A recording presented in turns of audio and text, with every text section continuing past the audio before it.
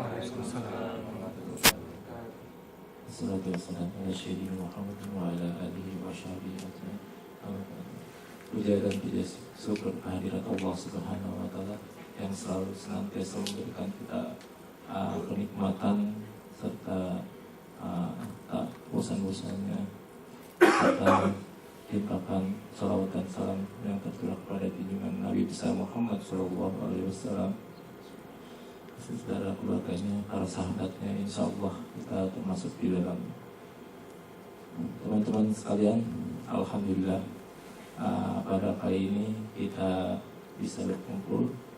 Pada kesempatan hari ini telah hadir di tengah-tengah kita Ustadz Budi Ashari LC. Sudah tidak asing lagi ya di ini karena sudah di televisi sering muncul. Terkait alhamdulillah hari ini kita akan mengambil tema Parenting Nabawiyah.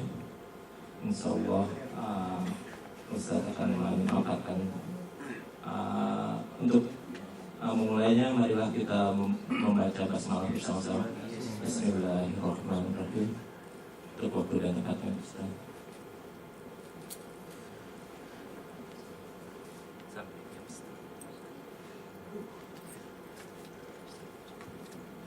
Bismillahirrahmanirrahim. Assalamualaikum warahmatullahi wabarakatuh. Alhamdulillah alladzi bi ni'matihi tatimmus shalihat. Asyhadu an la ilaha illallah wahdahu la syarika lah wa asyhadu anna Muhammadan abduhu wa rasuluh. Allahumma shalli wa sallim wa barik ala Muhammad wa ala alihi wa sahbihi ajma'in. Rabbana hab lana min azwajina wa dhurriyyatina qurrata a'yun waj'alna lil muttaqina imama. Allahumma ja'alna muqimis shalah wa min dhurriyyatina rabbana wa taqabbal du'a. Amma ba'd. Teman-teman rahmat Allah Subhanahu wa taala, alhamdulillah Allah masih berkenan kita untuk belajar bersama, mendekatkan diri kepada Allah Subhanahu wa taala, terus memperbaiki diri, terus mengenal ayat Allah dan hadis Nabi sallallahu alaihi wasallam, yang mudah-mudahan dengan itu kita terus mendapatkan cahaya Allah SWT. Tanpa cahaya maka di dunia ini kita hidup dalam kegelapan. Dan cukuplah hadis Nabi SAW ketika beliau bersabda, "May yuridillahu bihi khairan yufaqihuhu fid-din."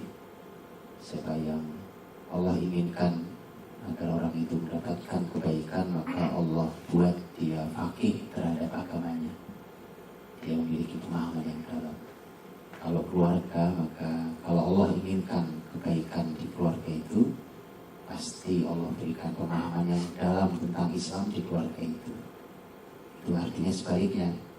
Kalau keluarga itu keluarga yang pemahaman Islamnya pas-pasan, gitu ya, Islamnya ya sekedarnya, maka yakinan tidak banyak kebaikan dalam rumah itu. Baik, teman-teman rahmati Allah, pembahasannya tentang parenting nabawiyah. Saya di sini kajiannya lompat-lompat, jadi saya nggak tahu saya pernah ngisi apa, saya lupa. Terakhir saya di sini juga kapan, saya juga udah lupa. Mudah-mudahan saya tidak banyak mengulang. Kalaupun mengulang mungkin untuk pengingatan, karena tidak tahu saya kelanjutannya. Saya punya kajian rutin parenting nabawiyah di Depok, di perumahan Via Tugu Asri. Itu saya sudah nggak tahu sudah berapa lama, sudah cukup lama. Setiap minggu kajiannya. Itu ketika saya sekarang belum selesai, baru satu temanya adalah potret keluarga dalam Quran. Dan itu kita lewati. Yang pertama saya angkat waktu itu adalah keluarga Imran. Keluarga Imran itu 8 pertemuan, 3 ayat kita bahas, 35, 36, 37 surat Al-Imran itu 8 pertemuan. Surat kemudian dan seterusnya. Kemudian Luqman juga sekitar 8 pertemuan. Kemudian Yusuf. Sekarang sedang membahas tentang Ibrahim alaihissalam.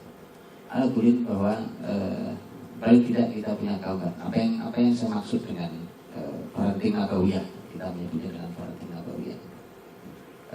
Ya kalau parenting ini gabungan Arab Inggris Arab. Orang Inggris yang menyebutnya parenting, dan lucu jadinya. Karena kemarin begitu, jadi selalu jadi masalah di kita. Setiap kita membahas tentang keluarga, yang selalu terbayang oleh kita adalah anak-anak. Jadi ini seringkali kalau ada contoh gitu, ada satu kajian atau satu masjid atau satu kantor gitu, atau komunitas telepon saya, Ustaz bisa bahas tentang karantina Nabawiyah. Saya bilang insya Allah waktu yang pas bisa. Kemudian saya selalu tanya, aku mau materinya kayak apa? Karena ini kan bahasan luas. Ya tentang inilah pendidikan anak apa. Jadi selalu setiap bahas tentang parenting itu mesti anak lari. Kenapa harus anak?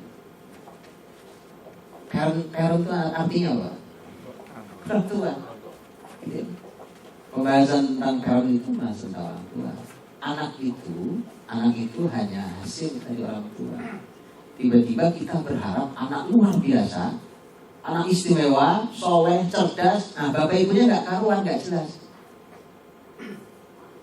Orang bilang kita mimpi di siang bolong. Saya suka ibaratkan gini. Air itu turun dari Bogor ke Priok, gitu ya. Makanya selalu jadi ukuran tuh. Katulampa itu ketinggian airnya berapa, akan diukur banjir Jakarta sebelah mana, berapa. Pertanyaan saya gitu. Kayak kalau dari Bogor ke Priok itu nggak normal, karena memang begitu posisinya. Dari tinggi kepada yang rendah itu udah normalnya air. Pertanyaannya mungkin ke air itu dialirkan dari Priok ke Bogor. Mungkin nggak? Menurut mungkin? Mungkin? Enggak? Mungkin. Kenapa enggak? Teknologi canggih itu hari itu enggak? Teknologi canggih hari ini kenapa ya nggak bisa ngalir dari Priok ke Bogor? Betul ya? Pertanyaan saya, kalau memungkinkan dari Priok ke Bogor, pakai apa mengalirkannya? Gimana caranya supaya ngalir air dari Priok ke Bogor? Pompa. Persis, dipompa, disedot. Pertanyaan saya, perlu berapa mesin kekuatannya? Seberapa besar mesinnya untuk mengalihkan, untuk melawan arus dari Bogor ke Priok, di Priok ke Bogor? Kurang lebih pembahasan parenting hari itu begitu. Yang diharapkan soleh, sukses, hebat anaknya. Bapak ibunya nggak jelas. Padahal bapak ibunya itu Bogor. Anak itu kan cuma Priok aja gitu yang mengalir bagaimana ayah bapak ibunya kan. Gitu kan. Sementara kita harapkan semua didorong dari anak. Bisa, sangat bisa. Tapi betapa lelahnya, ya. Perlu power yang nggak sederhana. Perlu mesin dengan kekuatan sangat besar itu. Kalau didorong dari anak. Namanya juga parent lah. Harusnya orang tua. Nah, itulah kemudian seharusnya memang nanti pembahasan tentang anak pasti ada. Karena itu Islam bicara tentang detail sekali, ya sangat detail. Islam bicara tentang masalah keluarga. Ketika membahas tentang keluarga, anak itu memang bagian dari pembahasan yang sangat besar kan Islam. Nah, kalau saya cantumkan kalimat Nabawiyah itu supaya lebih definitif aja kan. Dan ini kalimat bisa dipertanggungjawabkan, bukan tempelan kan? Karena ada kalimat-kalimat yang tempelan. Kalau disebutkan umpamanya apa nih, Islamic parenting atau keluarga Nabi atau apa, itu yang saya seringkali merasa kasihan pada umat ini adalah ketika materi ini sebenarnya hanya tempelan. Tempelan itu dalam arti itu hanya sedikit ayatnya, sedikit hadisnya, sedikit contoh dari nabinya, nanti pas teori utamanya bukan dari Islam. Ya, teori utamanya bukan dari Islam, entah teori dari mana gitu. Tempelan namanya. Ya, saya ingin ada satu contoh, dan itu dari dulu sampai sekarang berlaku. Nanti kalau Anda mencari hadisnya, hadis ini sahih. Ketika orang-orang Yahudi datang ke Rasulullah SAW, ada di sini kita baca.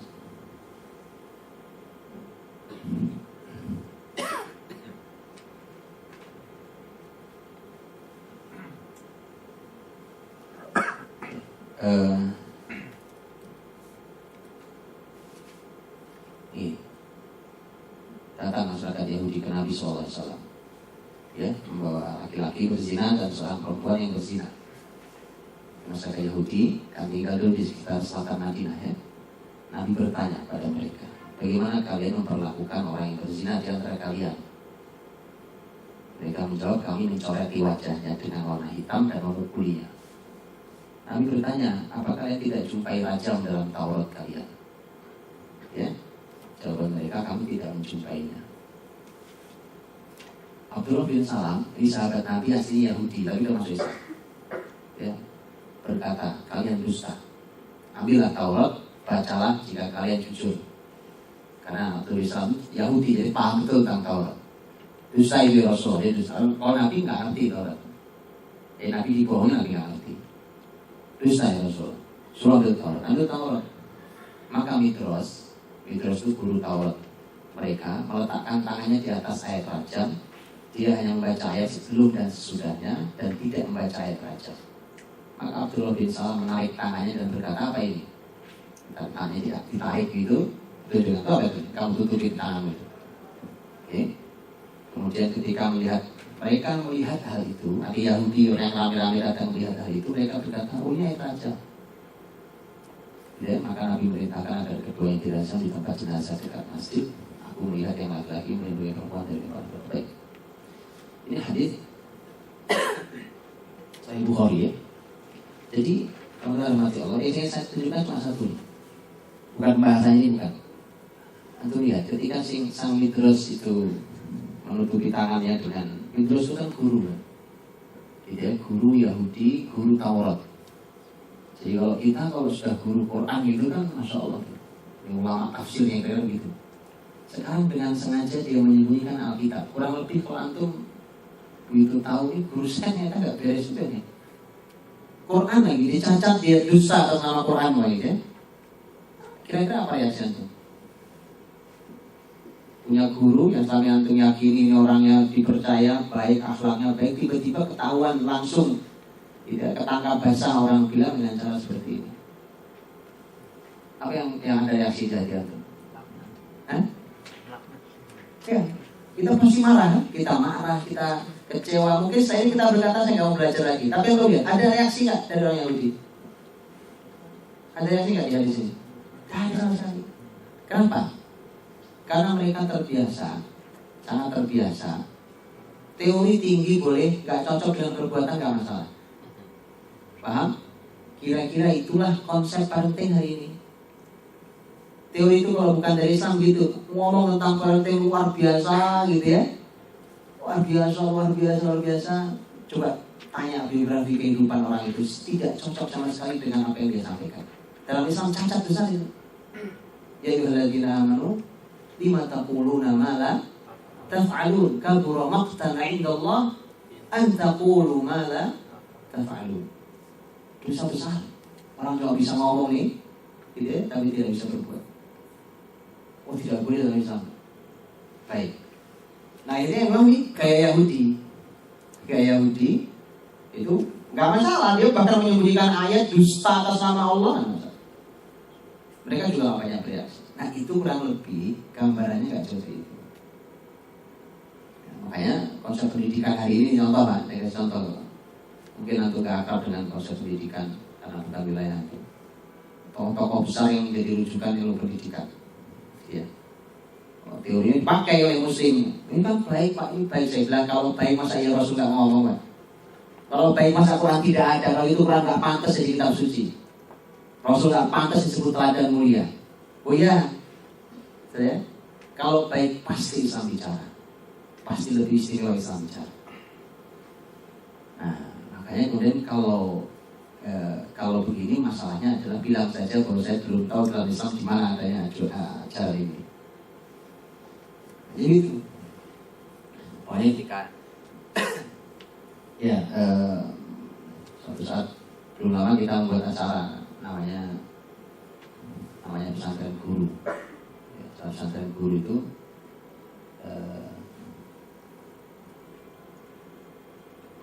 jadi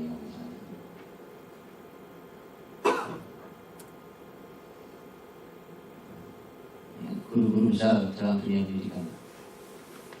Gak jauh dari Yahudi, gak jauh dari Nasrani.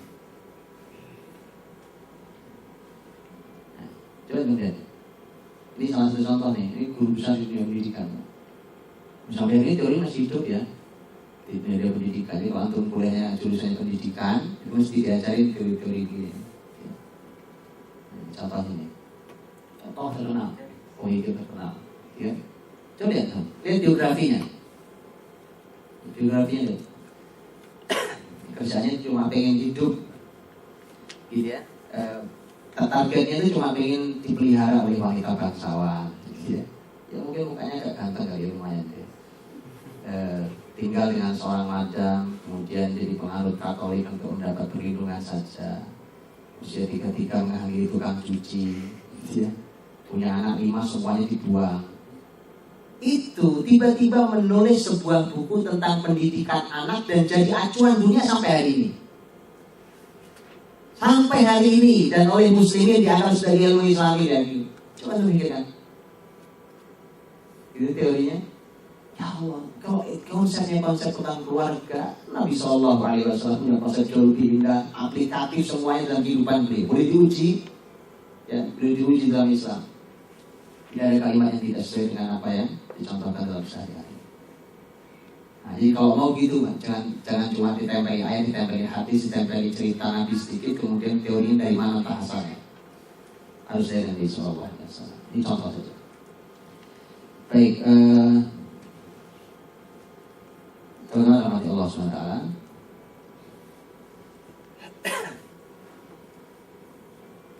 Ternyata pembahasan tentang keluarga ini ngomongnya jauh di depan ya, di hasil dulu. Ketika ini bicara tentang bagaimana memimpin jika tidak baik dalam keluarga, ya, kepemimpinan dimanapun. Kalau ini contohnya adalah contoh kepemimpinan di wilayah. Dalam kisah Umar bin Khattab radhiyallahu anhu, saat beliau jadi khalifah, kan Umar itu jadi bedanya pemimpin dalam Islam dan pemimpin hari ini, pemimpin dalam demokrasi, ya. Sehingga demokrasi itu jadi rumit sekali pemimpinannya.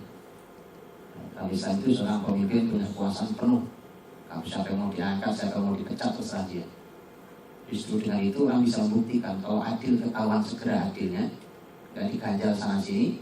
Kalau dia zalim segera ketahuan zalimnya, gak saling lempar. Ya, itu Islam. Jadi kalau zalim segera ketahuan, nanti rakyat segera bertindak, ditahu kan. Nah Umar saat mau mengangkat pemimpin, dia tahu persis siapa yang harus diangkat. Ini kisahnya. Karena Umar radhiyallahu anhu yatawakha fi wulatir rahmah wa syafaqah ala ra'iyah. Umar itu sangat memperhatikan di dalam di jiwa para pemimpin di bawahnya itu asyafaqah wa rahmah ala ra'iyah. Jadi rasa sayang, lembut kepada rakyatnya itu jadi salah satu ukuran. Ini nomor 5 itu karena ini adalah metode yang digunakan Umar untuk memilih pemimpin di bawahnya. Yang metode nomor 5 ini tulisannya Dr. Ali Muhammad As-Salafi. Kemudian ada kisah di sana. Ketika Umar kata bahwa Umar dirajulin min Bani Aslam kitaban yasta'iluhu bihi. Umar nulis surat ke salah seorang yang berasal dari Bani Aslam. Diminta untuk datang ke Madinah karena mau diangkat jadi pejabat oleh Umar. Pada khala rajul ala Umar wa ba'du auladi Umar fi hijri abihi yuqafiluhu. Laki-laki itu datang, orang itu datang ke Madinah kemudian menemui Umar. Waktu itu Umar lagi bermain dengan anak cucunya. Lagi main-main, lagi di pangku, dua anaknya, cucu yang kecil di pangku, lagi diciumi, ya. Faqala rajul. Orang itu heran sambil nanya, "Taf'alu hadza ya Amirul Mukminin?" Apakah Anda melakukan ini semua, wahai Amirul Mukminin? Jadi Anda main sama anak kecil, Anda ciumi anak kecil, ya. Fa wallahi ma qabbaltu waladan li qat. Demi Allah saya tidak pernah menciumi anak saya sekalipun. Belum pernah saya cium anak saya sekalipun. Maka Umar berkata, faqala Umar, fa anta wallahi bin nasi aqallu rahmah.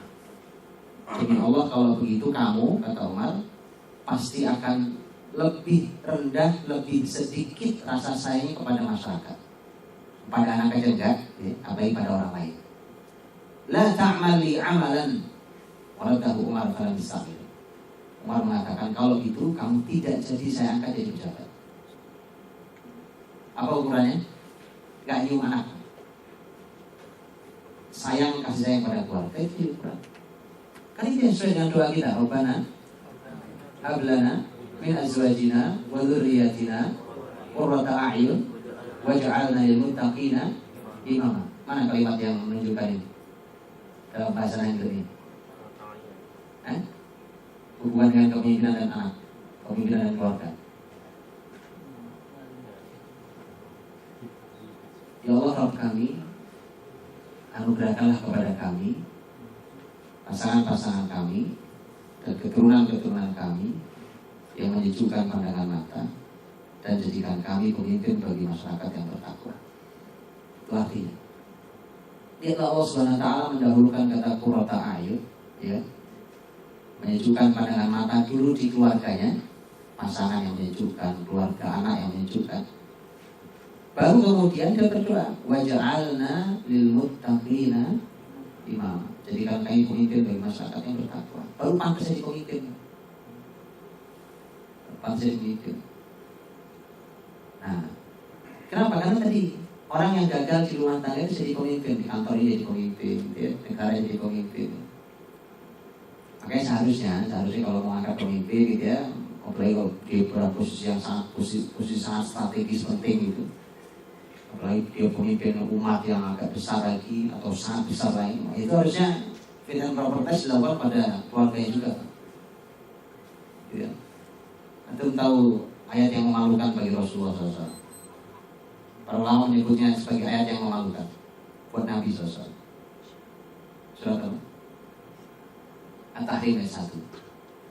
Ya? Apa isinya? At-Tahrim apa artinya? Surah 66. Surah At-Tahrim. At-Tahrim surah 66. At-Tahrim itu artinya adalah yang mengharamkan. Kenapa nama suratnya begitu? Yang mengharamkan.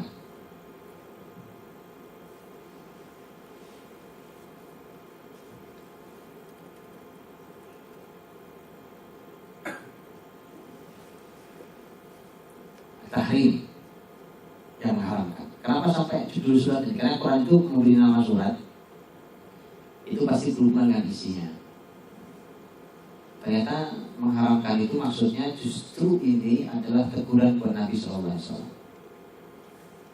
Dimulai di ayat pertama itulah muncul kata at-tahrim, yaitu kalimat tuharrim. Ya ayuhan nabi, lima tuharrimu ma ahallallahu lak tabtagi mardata azwajik wallahu ghafurur rahim.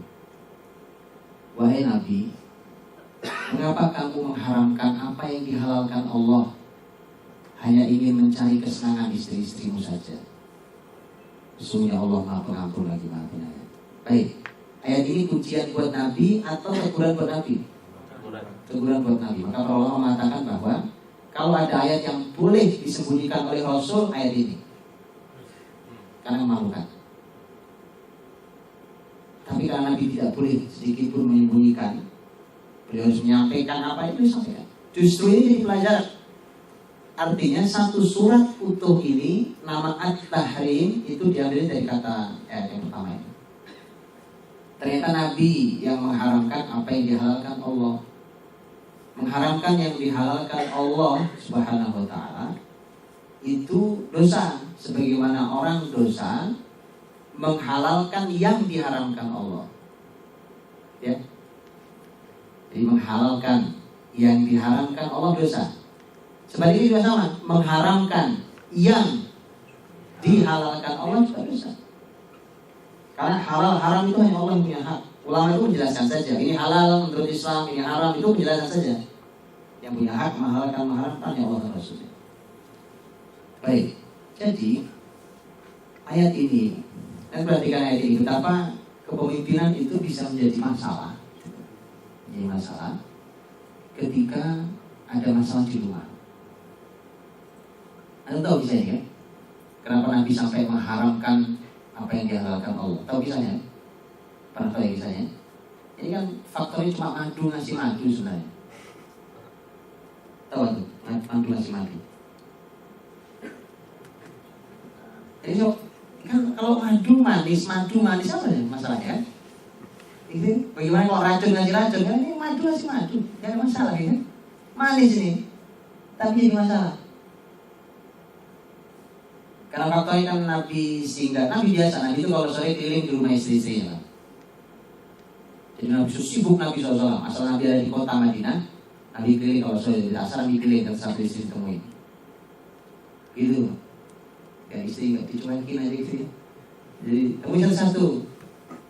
Nah, nanti Nabi akan terakhir itu akan berada di rumah istri yang jatah malamnya adalah jatah dia.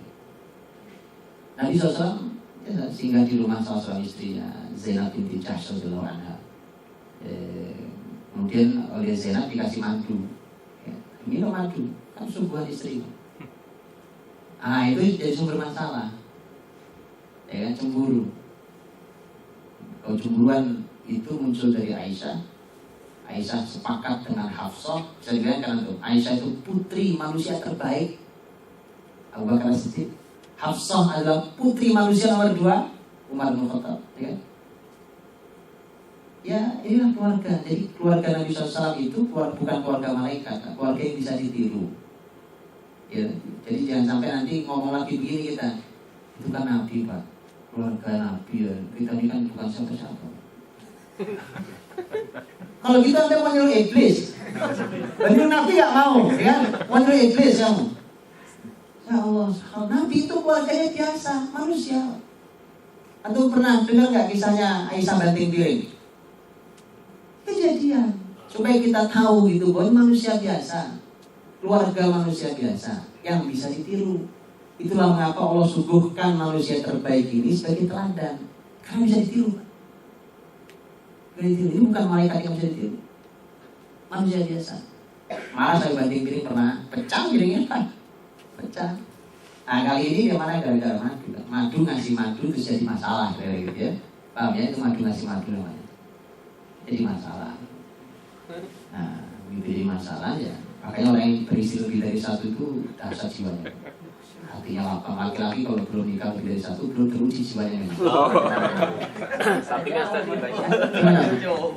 Nah ini kan betul kan, karena Nabi saja kan itu kan istri gak cuma 2 kan, gak cuma 3. Tapi itu pun tetap saja kan, namanya juga manusia, rasa cemburu kadang hadir di kapanpun gitu, dan seterusnya gitu. Tapi gitu, justru itulah seninya seorang laki-laki jadi pemimpin, baru pas jadi pemimpin.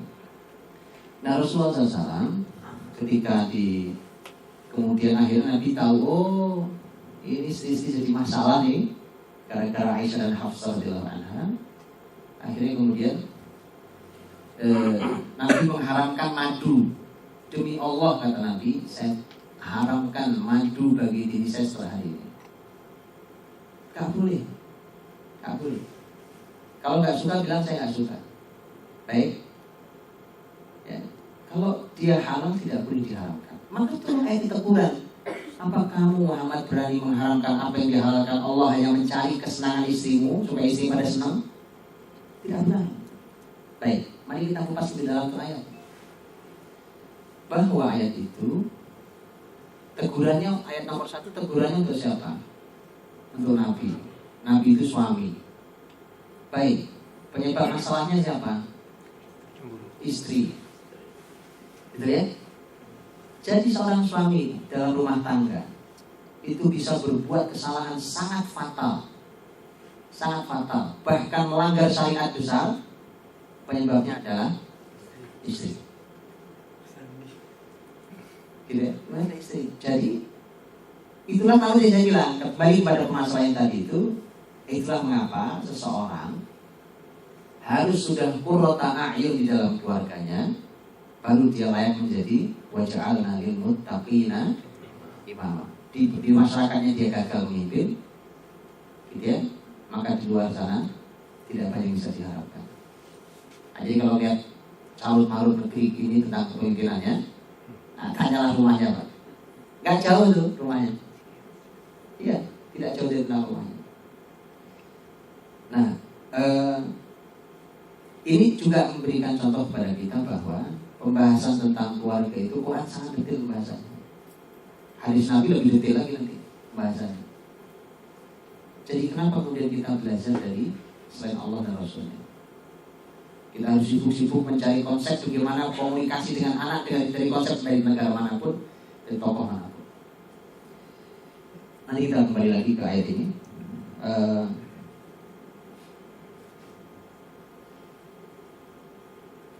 Baiklah, rahmat Allah Subhanahu wa taala.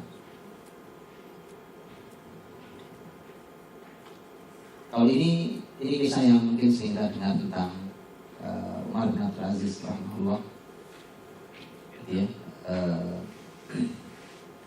Umar bin Abdul Aziz rahimahullah itu waktu diangkat jadi khalifah, dilantik jadi presiden, ya.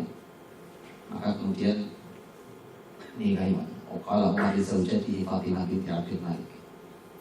Umar bin Abdul Aziz pulang menemui istrinya setelah dilantik.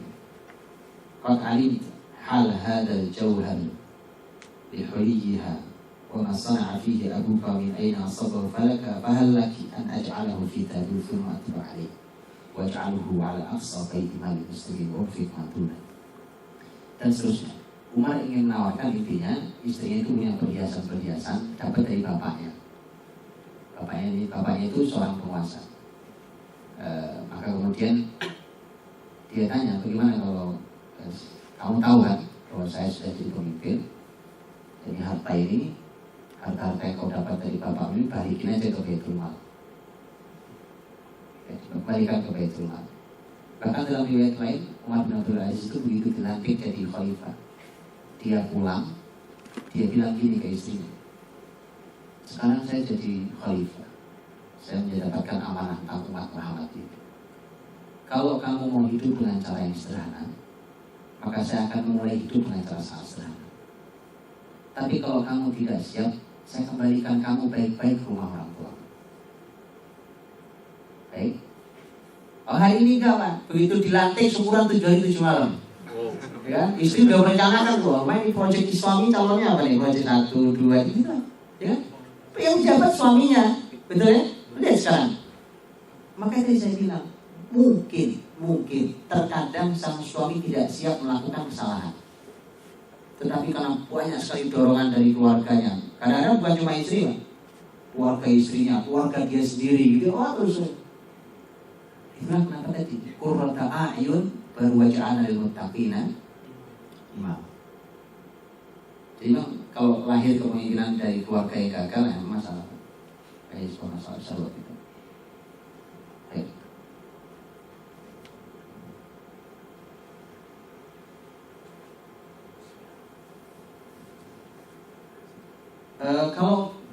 Kalau kita belajar tentang konsep Islam dalam keluarga, maka kita akan mengembalikan hasilnya ini sampai umur, sampai usia. Kita ini boros umur. Jadi, kita lulus S1 umur berapa? Lulus SMA deh, lulus SMA umur 18 ya. 18 itu antum sudah siap ngapain? Sudah siap nikah? Belum. Siap kerja? Belum juga. Ya? Belum juga. Paling kalau kerja karena kepepet nggak ada aktivitas lain. Jangan-jangan gitu. Karena nggak ada yang lain, pilihannya bisa aja Pak. Nanti sambil kuliah. Apa yang harus disiapkan apa? 18 itu siap apa kita? Ya. Keren, naik kita. Lulus kuliah deh S1. Umur 22 kurang lebih ya. 22 siap apa? Kerja. Makanya di kerjaan. Ya, atau siap nikah. Biasanya akan ditunda kalau yang ini. Atau mau kuliah lagi. Biar nggak semua orang siap kuliah lagi. Apalagi sebagian terus kuliah lagi. Atau lihat prestasi umur ini. Kalau konsep pendidikan di keluarga itu termasuk konsep pendidikan di dunia pendidikan dikembalikan dengan cara Islam kembali seperti ini, semua akan kembali termasuk hasil. Ya. Umur 20-an tahun itu adalah usia dengan prestasinya prestasi internasional, gitu ya. Dan itu prestasi manfaat untuk umat luar biasa. Jadi kalau di sini pokoknya ada umur berapa nih? Umpamanya Umar bin Abdul Aziz. Umar bin Abdul Aziz itu jadi gubernur Madinah umur 23 tahun. Ya, jadi setahun setelah lulus S1, gitu ya, jadi gubernur. Enggak sembarangan. Jangan mungkin gini, ada orang terlalu muda jadi pemimpin terus berantakan negaranya. Enggak. Silakan baca sejarah Umar bin Abdul Aziz saat memimpin Madinah. Jadi gubernur Madinah. Umur 22 tahun, Muhammad Al-Fatih jadi sultan. Ini presiden. Dan wilayah kekuasaannya Kesultanan Turki Utsmani zaman dia itu Sultan ke-7. Itu luasnya luar biasa. Pengaruhnya sampai Indonesia. Dari Turki sampai Indonesia ketemu. Umurnya 22 tahun. Jadi lulus S1 langsung jadi presiden. Dan itu bisa bikin negeri. Mungkin negara bisa sebesar itu bisa dibayangkan. Negara sebesar itu. 2 tahun berikutnya, umur 24 tahun dia taklukkan benteng Konstantinopel yang dipuji oleh Nabi SAW 8 abad sebelumnya. Siapa pun yang bisa menaklukkan. Usia secara ilmu juga gitu. Nah, ini bicara nikah. Sudah ada nikah. Ali bin Abi Thalib radhiyallahu anhu menikah dengan Fatimah. Fatimah putri Nabi SAW. Ali adalah sepupu Nabi, didikan Nabi SAW. Ali menikah umur 21 tahun 5 bulan. Fatimah menikah umur 15 tahun 5 bulan. Apa komentar itu? Pernikahan dini. Kepastian tuh kebanyakan baca iklan di pinggir jalan itu kan? Ya kan? Apa tulisannya itu? Menikah dini banyak problem kan? Iya. Setuju. Setuju kan? Ini. Ceritanya. Betul nggak kayak itu kalimat itu?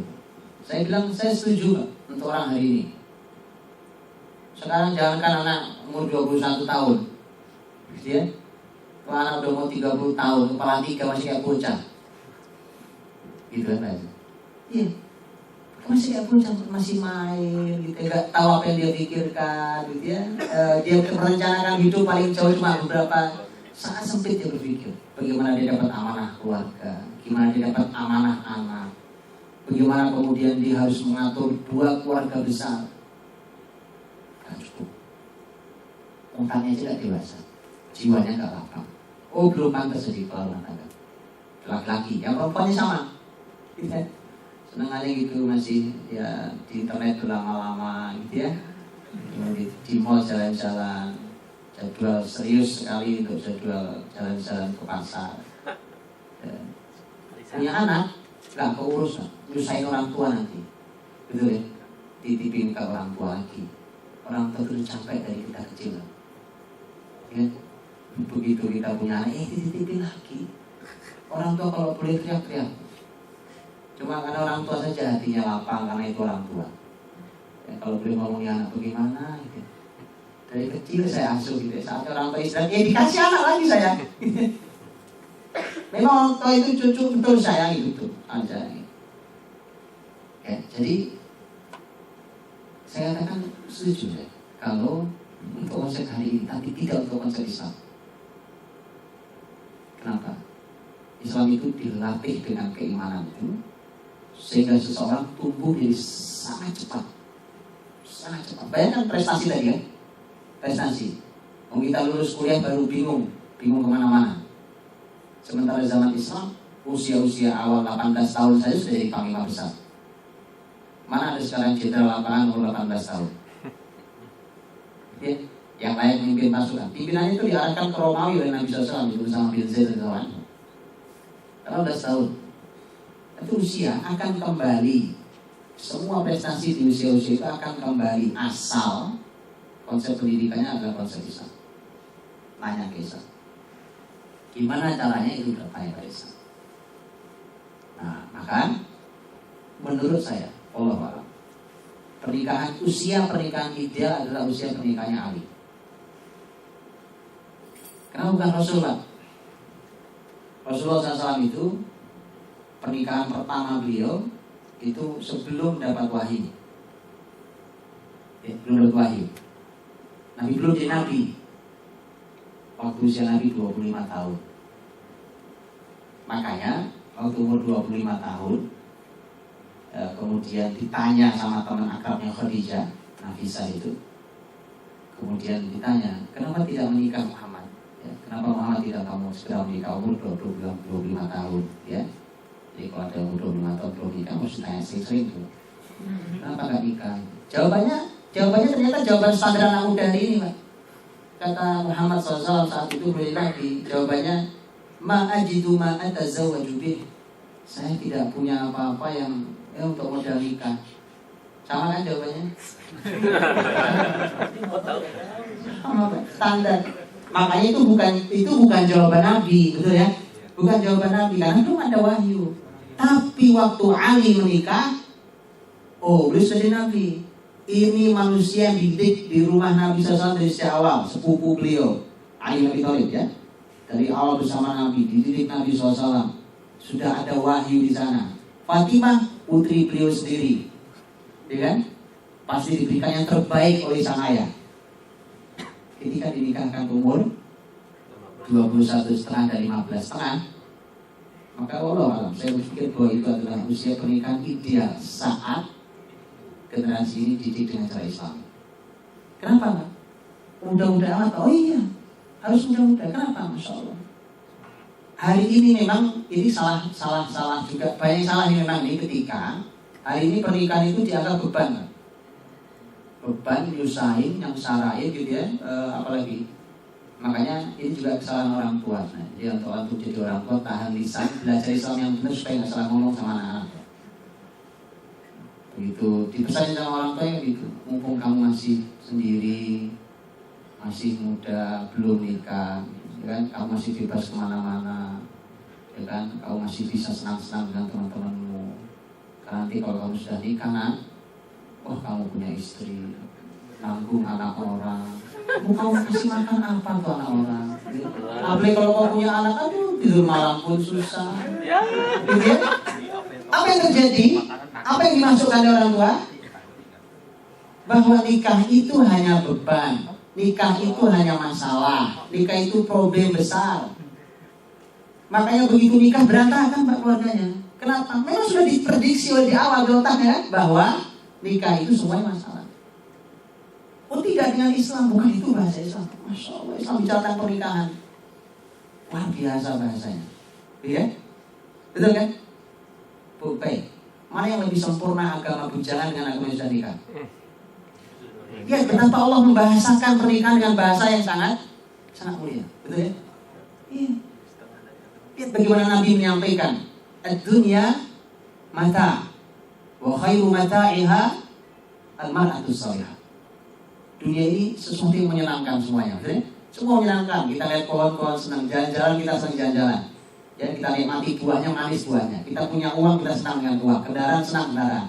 Semua ini menyenangkan. Tapi kata Nabi, kesenangan yang paling baik adalah istri yang salihah. Dia cara Islam menggambarkan pernikahan, beda kan? Beda kan? Sangat berbeda. Akhirnya secara tidak sadar para orang tua mendorong anak-anaknya untuk berzina sebelum nikah. Pasti kamu pun sendiri masih senang-senang bisa kemana-mana, ya? Nikah itu semuanya beban. Salah Pak, hati-hati kalimat itu keluar. Nikah itu semuanya indah, asal kemasannya masa Islam. Dan dari bahasa Nabi nggak ada yang cacat. Bahasanya luar biasa tentang pernikahan ya.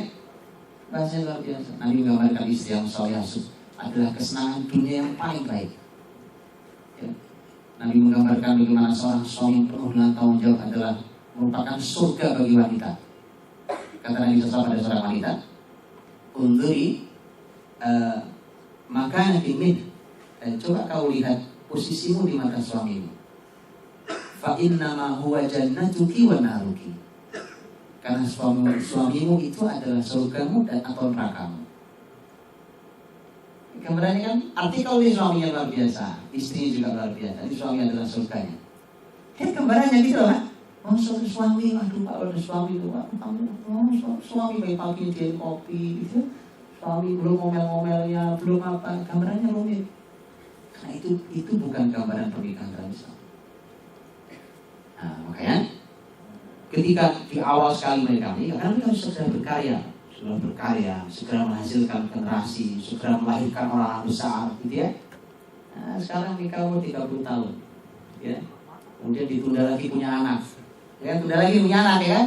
Oh masih ini Pak, masih repot, nanti punya anak nanti dulu, tertunda 2 tahun lagi. Anaknya umur SMP baru punya adik lagi, yang kecil gitu kan. Ya Allah, itu tanpa konsep. Ya, hidup tidak punya rencana, hidup tanpa iman, itu yang paling bahaya. Orang lupa Allah memberi rezeki. Orang lupa bahwa Nabi mengajarkan agar kita menikahi wanita yang bisa menghasilkan anak yang banyak. Itu konsep Islam. Nah, kita percaya tentang konsep Barat bahwa kesejahteraan itu seiring sejalan dengan populasi penduduk. Gitu ya. Itu konsep dari Islam. Ya. Oh benar, itu ada hitungannya, silakan. Tapi ada hitungan imani yang itu tidak boleh dikalahkan hanya oleh perhitungan di atas. Nah, jadi kalau ada yang sudah nikah dan masih merasakan bahwa ini adalah beban-beban yang itu mungkin pengalaman kemarin, kalimat-kalimat yang salah yang masuk dari itu. Ya. Baik. Ini cuma bongkar-bongkar aja. Oke, ya. Baik teman-teman, Allah SWT.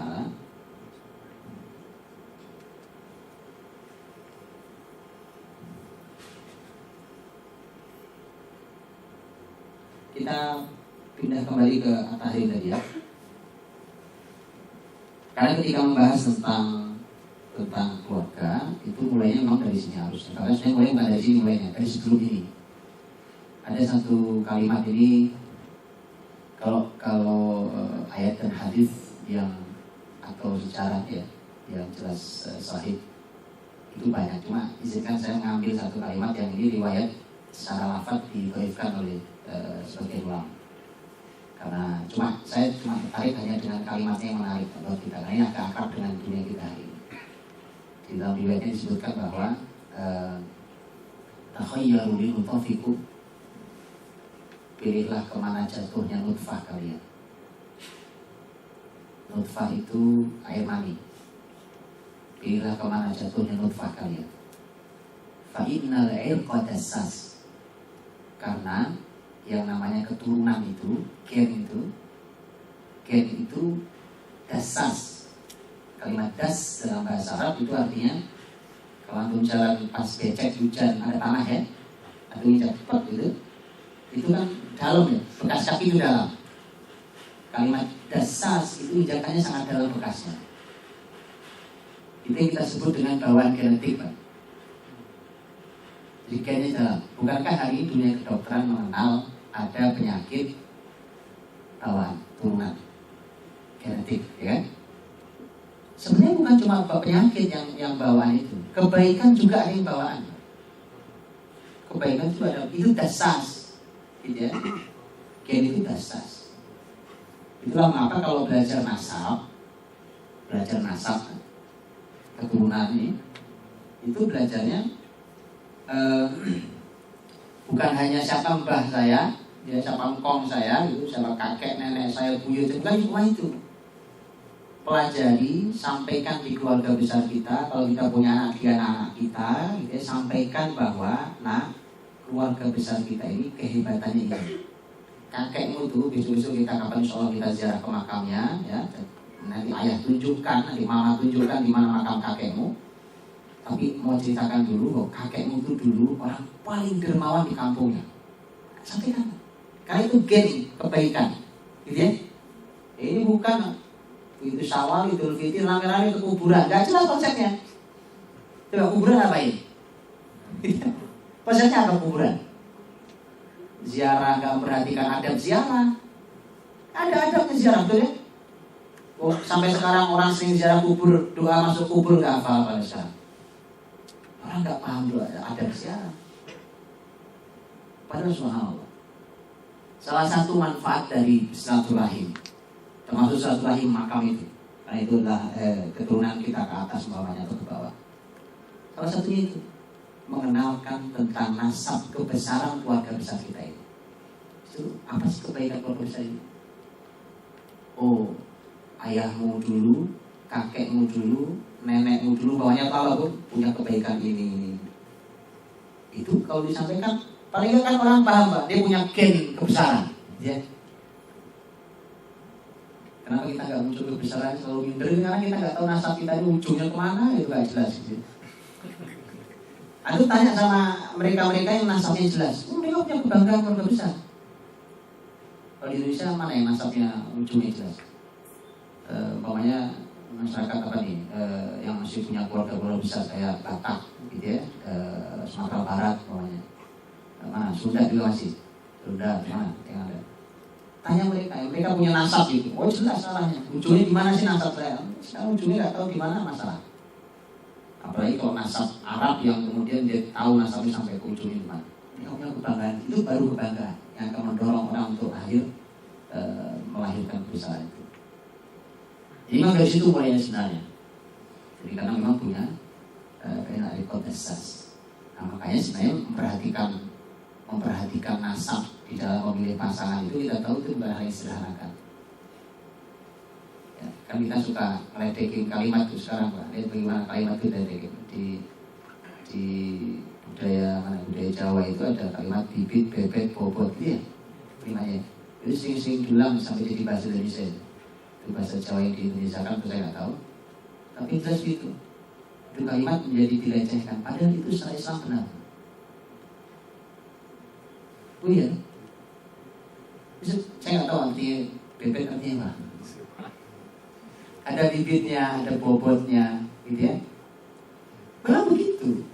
Harus jelas, ya. Harus jelas orang memilih dari nasab mana. Betul bahwa kalau ada hal yang sangat syar'i yang sudah jelas kesolehannya, maka memang hal-hal yang seperti ini tidak boleh mengganggu yang syar'i, itu benar. Tapi ini menjadi bagian yang dipilih oleh Nabi. Bukankah Nabi SAW bersabda dalam hadis beliau, tunkahul mar'atu li arba, wanita dinikahi karena 4 hal, diantaranya kan karena masalah nasabnya. Dia keturunan siapa? Itu penting. Kenapa tadi? Gen. Dan ini subhanallah, ini hikmah besar nih. Saya mengisi satu kajian bersama seorang ahli otak di Indonesia. Salah satu kalimat yang saya serap dari sekian banyak ilmu yang beliau sampaikan, salah satu kalimatnya begini. Ternyata gen kecerdasan itu turunnya dari ibu, bukan dari bapak. Ini kata Pak dokter ahli otak. Jadi kecerdasan itu turunnya dari gen ibu, bukan dari gen bapak. Pantas ya, di hadis Nabi SAW, ya, di hadis Nabi itu, Nabi menyebut nasab itu dari ibu. Jadi wanita dinikahi karena 4 hal. Salah satunya nasab.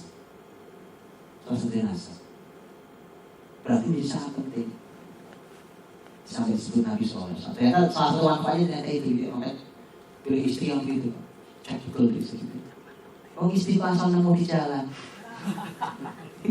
nemu di kereta, ya, nemu di mall. Bagaimana tuh bisa ukurnya? Ya.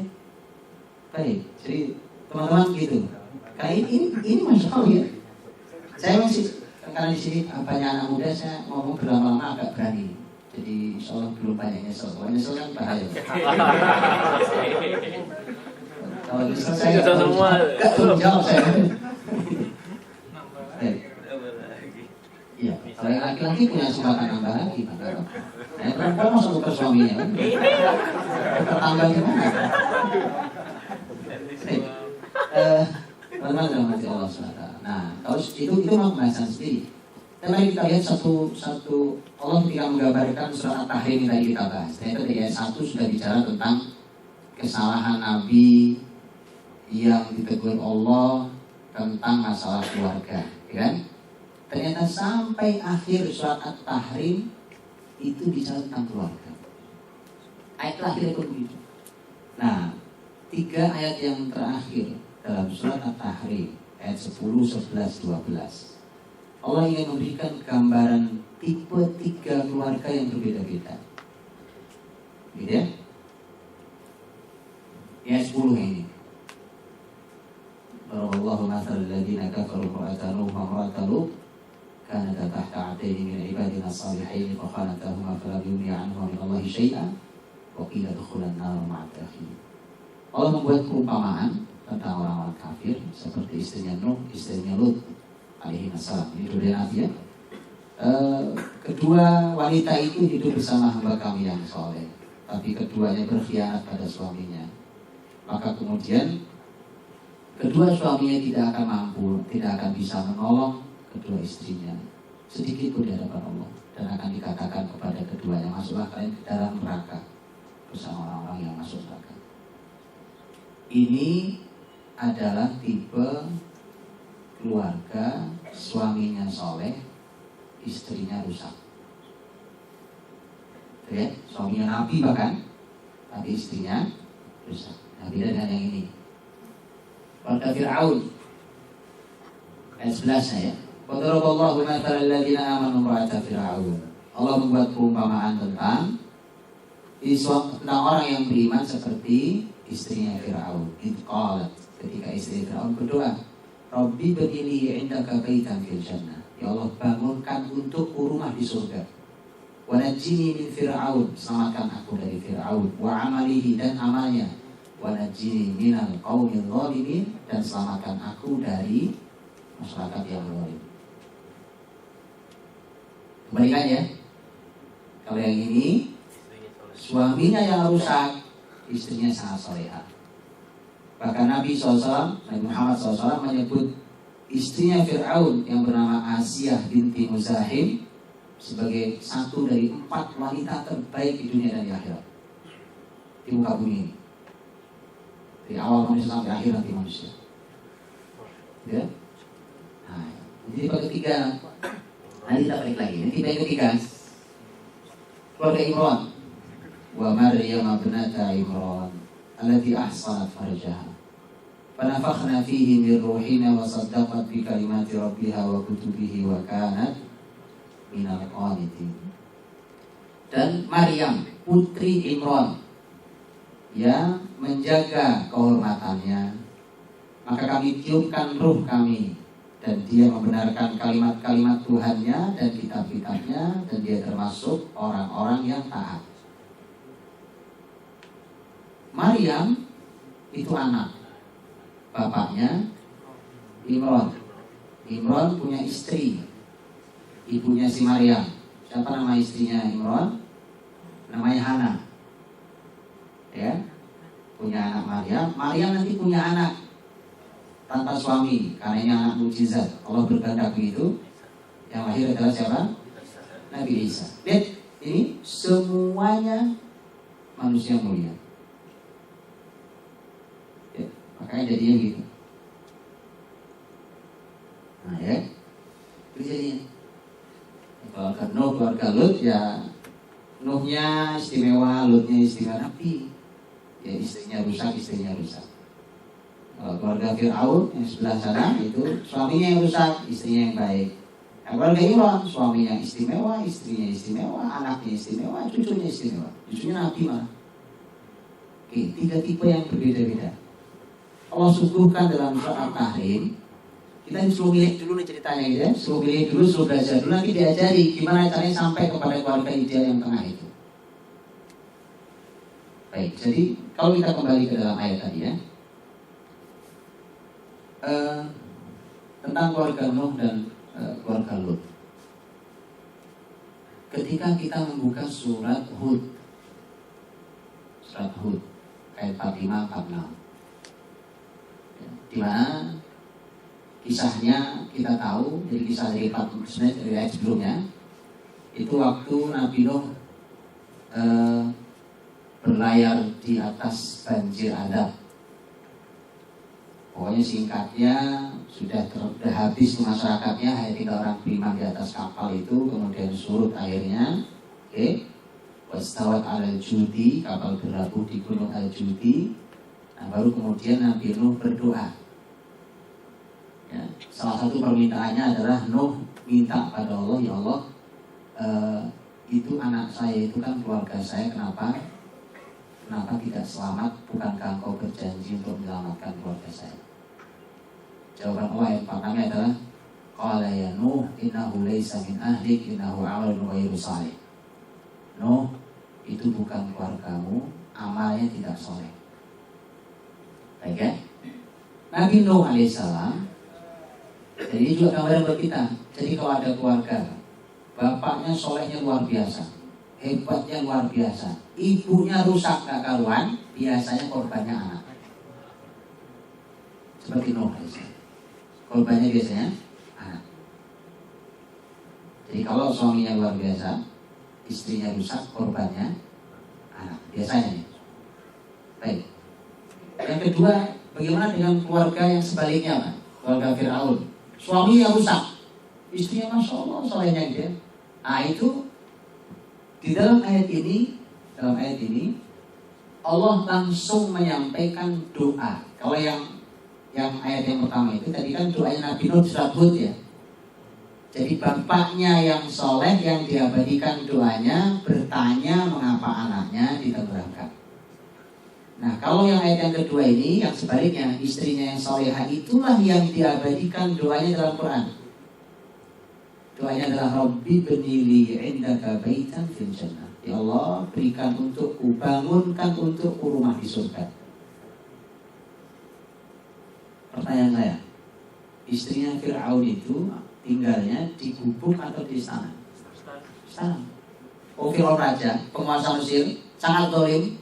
Orang zalim itu kan kaya raya. Iya. Apalagi Fir'aun berani ngaku jadi Tuhan, nggak keturunan kayaknya. Kalau nggak ngaku jadi Tuhan dia kaya raya, apalagi berani ngaku jadi Tuhan. Nah, jadi bukan tinggal di gubuk, tapi dia tahu dia tidak bisa merasakan istana ini bukan istana. Ini penjara buat dia, ini neraka buat dia. Ya Allah sudah cukup, gantilah rumah di surga itu, rumah ini buat neraka buat saya. Nah, lebih jelas lagi kalimat berikutnya, wanajjini min Fir'aun. Selamatkan aku dari Fir'aun. Selamatkan aku dari Fir'aun. Fir'aun itu siapa? Suaminya. Ya kan?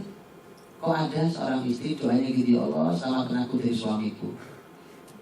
Betul? Wanajjini min Fir'auna wa amali wanajjini minal qaumidz dzalimin. Selamatkan aku dari orang-orang zalim. Siapa yang dilihat oleh istrinya yang dimaksud dengan orang zalim itu? Teman-teman suaminya. Betul ya? Karena itu yang dilihat kan yang bersama suaminya, ya menteri-menteri sekitarnya, kan beli raja dan seterusnya. Jadi ini seorang istri yang tersiksa di rumahnya, tersiksa melihat suaminya, tersiksa melihat teman-teman suaminya. Itu kalau suami rusak tapi istrinya soleh. Itu. Jadi yang jadi korban adalah istrinya. Anak nggak disebut Pak? Ya, anak nggak disebut karena sangat mungkin. Bahkan bapaknya rusak, kadang-kadang kalau ibunya baik, anak masih selamat. Kadang-kadang, ya. Nah, makanya yang diminta adalah keluarga Imran. Keluarga Imran, ayo. Nah, itu perlu dikaji tentang keluarga Imran. Saya pernah bahas sedikit tentang keluarga Imran di sini. Ya, tentang Maria, keluarga Imran. Ya. Jadi tentang keluarga Imran. Dan sebagaimana yang sudah kita belajar tentang keluarga Imran, maka itu adalah keluarga ideal yang disuguhkan Allah SWT. Jadi perlu sinkronisasi suami istri, ya. Jadi yang dicocokin itu bukan cuma hobi kita sama Pak, ya. Warna kita sama Pak, senangannya. Itu nggak penting Pak, nggak penting amat itu. Lihat hadis Nabi yang kita tahu, hadis Nabi SAW, gitu ya. Bahwa Nabi mengatakan, kata Nabi SAW bahwa innallaha la yanzuru ila suwaikum wa amwalikum walakin yanzuru ila qulubikum wa a'malikum. Allah tidak melihat kepada penampilan kalian, wajah kalian, juga harta kalian, tapi Allah lihat hati dan amal kalian. Itu artinya bahwa perhatian kita cuma urusan penampilan, urusan kita ini kenapa kita nikah Pak? Karena kita cocoknya banyak tuh. Ya, kita ini zodiaknya sama. Ya Allah. Kita ini apa lagi nih? Hobi makan bakso kan? Cuma itu asam pedas gitu ya. Apa yang dibicarakan apa? Atau mau bangun apa sebenarnya gitu ya? Mau membangun keluarga bukan itu disinkronkan. Gitu ya, bukan itu disinkronkan. Nanti baca tahlil ya dari awal sampai akhir antum akan temui, rasakan suasananya apa yang harus disinkronkan. Semua ada pembahasannya. Dari situ juga ada pembahasannya. Saya kira itu sudah habis waktu saya. Assalamualaikum warahmatullahi wabarakatuh. Waalaikumsalam warahmatullahi wabarakatuh. Baik, pembahasan yang sangat menarik sekali. Kita menjadi pelajaran untuk kita semua. Karena memang waktu juga sudah tidak mencukupi, marilah kita tutup kajian hari ini dengan melafazkan hamdalah. Doa penutup majelis.